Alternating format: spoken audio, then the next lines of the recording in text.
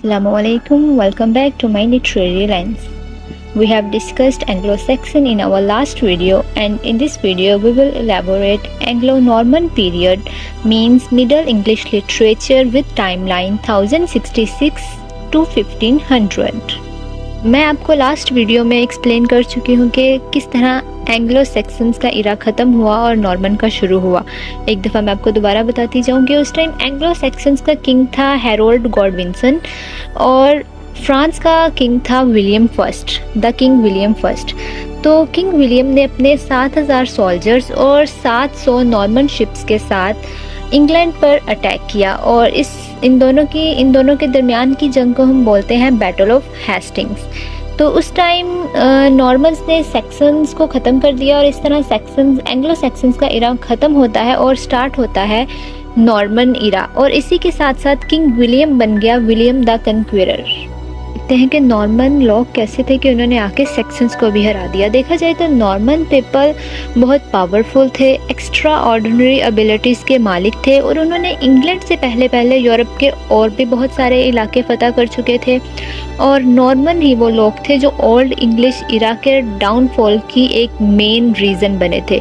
और जो ये नॉर्मन पीपल थे ये फ्रेंच बोलते थे, इनकी ऑफिशियल लैंग्वेज थी फ्रेंच। नॉर्मन लोग थे जो वो फ्रेंच बोलते थे और सेक्सन्स की लैंग्वेज थी ओल्ड इंग्लिश लैंग्वेज। तो फ्रेंच और ओल्ड इंग्लिश लैंग्वेज ने मिलकर एक न्यू लैंग्वेज बनाई थी मिडल इंग्लिश लैंग्वेज, जिसको हम एंग्लो नॉर्मन लैंग्वेज भी कहते हैं। एंग्लो नॉर्मन पीरियड के स्टार्ट होते ही लिटरेचर पर एक खास फोकस दिया गया, स्कूल और कॉलेजेस खोले गए।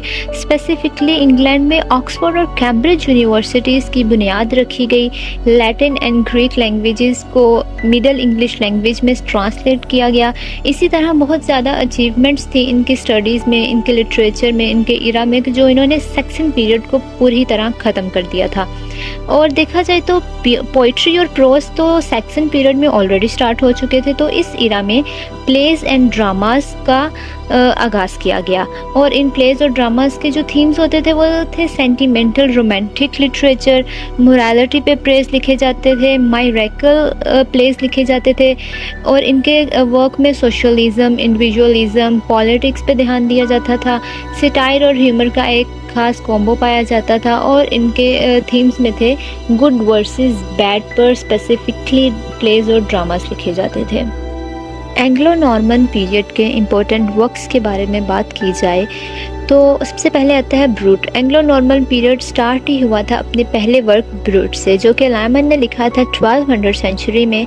इस ब्रूट को हम द क्रॉनिकल ऑफ ब्रिटेन भी कहते हैं, जो कि 16,096 लाइन्स की एक लंबी पोइम है जो कि एलिट्रेशन के साथ लिखी गई है। इसके बाद अगर देखा जाए तो द पर्ल 14th सेंचुरी में लिखी गई। इसकी 12 लाइन्स हैं, ये भी एक लंबी पोइम मानी जाती है और इसमें रियलिटी और ग्रीफ जैसे थीम्स पर काम किया गया। इसके बाद अगर देखें तो the sir Gwen and the green night लिखी गई। ये एक रोमांटिक वर्क था जो कि आज तक सबसे इम्पोर्टेंट और पॉपुलर माना जाता है। क्योंकि इसमें फ्रेंच और सेक्सन एलिमेंट्स का एक खूबसूरत कॉम्बिनेशन पाया जाता है और इसमें बहुत आला किस्म की ड्रामेटिक टेक्निक्स पाई जाती हैं। मिडिल एज के राइटर्स के बारे में बात करें तो सबसे पहले आते हैं विलियम लैंगलैंड, जो कि अपने ह्यूमर की वजह से बहुत फेमस थे। इन्होंने अपनी सोसाइटी में करप्शन को अपने ह्यूमर के थ्रू बहुत अच्छे तरीके से एक्सप्लेन किया था अपने वर्क्स में। इनका इम्पोर्टेंट वर्क है the vision of Piers the Ploughman. Next देखें तो जॉन गोवर आते हैं, जो कि नैरेटिव्स और मोरालिटी प्लेज लिखते थे। इनका एक इम्पोर्टेंट प्ले है कन्फेशन एमेंटीज और ये वो वाहिद शख्सियत है जिन्होंने अपने वर्क्स के थ्रू ये बात प्रूव की थी कि इंग्लिश कोई पीछे रहने वाली लैंग्वेज है ही नहीं। इंग्लिश भी बाकी लैंग्वेजेस की तरह सोसाइटी में, स्टडीज़ में compete कर सकती है सबको, ठीक है। फिर आती है मार्जरी कैम्प, जो कि इंग्लिश क्रिश्चियन मिस्टिक जानी जाती है। मिस्टिक कहते हैं वो पर्सन जो रिलीजियस और स्पिरिचुअल नॉलेज रखता हो और ये मशहूर थी डिक्टेशन राइटिंग के लिए। डिक्टेशन कहते हैं कि टाइप्ड वर्क या रिकॉर्डिंग वर्क, जो बंदा अपना काम रिकॉर्ड करता है या टाइप करता है उसको हम कहते हैं डिक्टेशन वर्क। तो ये मशहूर थी अपने डिक्टेशन वर्क के लिए और ये हिस्ट्री में वो वाहिद पहली शख्सियत हैं, बल्कि इंग्लिश लैंग्वेज की हिस्ट्री में जिन्होंने फर्स्ट ऑटोबायोग्राफी लिखी थी। इनकी बायोग्राफी का नेम था the book of Marjorie camp. Next है हमारे पास एंग्लो नॉर्मन पीरियड के सबसे इम्पोर्टेंट राइटर और इंग्लिश लैंग्वेज के सबसे important writer Geoffrey Chaucer. Geoffrey Chaucer को हम फादर ऑफ इंग्लिश लिटरेचर भी कहते हैं। दोस्तों, ये आप सबसे अहम बात नोट कर सकते हैं, जॉफ्री चॉसर हैं हमारे फादर ऑफ इंग्लिश लिटरेचर, और अल्टरनेटिवली ये हमारे पास हैं इंग्लिश पोइट्री के फाउंडर। ये दो इम्पोर्टेंट बातें जो आपको चॉसर के बारे में और इंग्लिश के बारे में पता होनी चाहिए कि जॉफ्री चॉसर हैं हमारे father of English literature and founder of English poetry. और जो इनका वर्क है वो 3 पीरियड्स में डिवाइड है, French models, Italian model and then English models. First period इनका है फ्रेंच मॉडल्स का, जिसमें इनके सबसे इम्पोर्टेंट वर्क है ले Roman डेले Ross.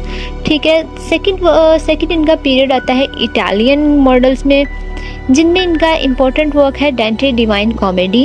And the next third era is the English period, जिसमें इनके सबसे इम्पोर्टेंट वर्क माना जाता है, जिसको आज भी हम सबसे पॉपुलर देखते हैं, the Canterbury Tales. Middle English age को हम कुछ इस तरह भी देखते हैं कि ये डिवाइड है 3 हिस्सों में, before Chaucer, age of Chaucer and after Chaucer. Before Chaucer की बात की जाए तो ये चॉसर के वर्क से पहले का इरा है, जिसमें हमारी द पर्ल और sir Gwen the green night जैसे वर्क्स आए थे चौसर से पहले। और चौसर की राह देखा जाए तो इसमें चौसर का सारा काम पाया जाता है, उसके तीनों models French, Italian, English period वगैरह। और आफ्टर चौसर देखा जाए तो आफ्टर चौसर को हम दी एज ऑफ रिवाइवल भी कहते हैं। जो एज ऑफ रिवाइवल है ये बेस रखती है रेनेसेंस एज की। रेनेसेंस एज आता है हमारा मिडल इंग्लिश एज के बाद वाला पीरियड। ठीक है। इसमें फ्रेंच, इटालियन पीपल जो थे वो ख़त्म होते जा रहे थे, इनकी लैंग्वेजेस भी डिमोलिश होती जा रही थी, और ये ओल्ड इंग्लिश की लैटिन और ग्रीक लैंग्वेज दोबारा इमर्ज हो गई रेनेसेंस पीरियड में। इसमें देखा जाए तो क्रिश्चियनिटी बढ़ती जा रही थी और गॉड पर वर्क ज़्यादा से ज़्यादा होते जा रहे थे। और इसमें एज ऑफ रिवाइवल में एक सबसे अहम जो बेस थी वो था प्रिंटिंग प्रेस आ गया था। प्रिंटिंग प्रेस एक सबसे इम्पोर्टेंट चीज़ है रेनेसेंस एज को रन करने के लिए। ठीक है। जॉफ्री चॉसर हमारा इंग्लिश लिटरेचर का सबसे इम्पोर्टेंट और मेन फिगर माना जाता है, तो मैं चॉसर पर एक पूरी वीडियो आपके साथ ज़रूर शेयर करूंगी। इसके अलावा नेक्स्ट वीडियो में हम बात करेंगे रेनेसेंस एज की, जो हमारा 3rd पीरियड है इंग्लिश लिटरेचर का। So take care and thank you so much. Don't forget to like, share and subscribe. Allah Hafiz.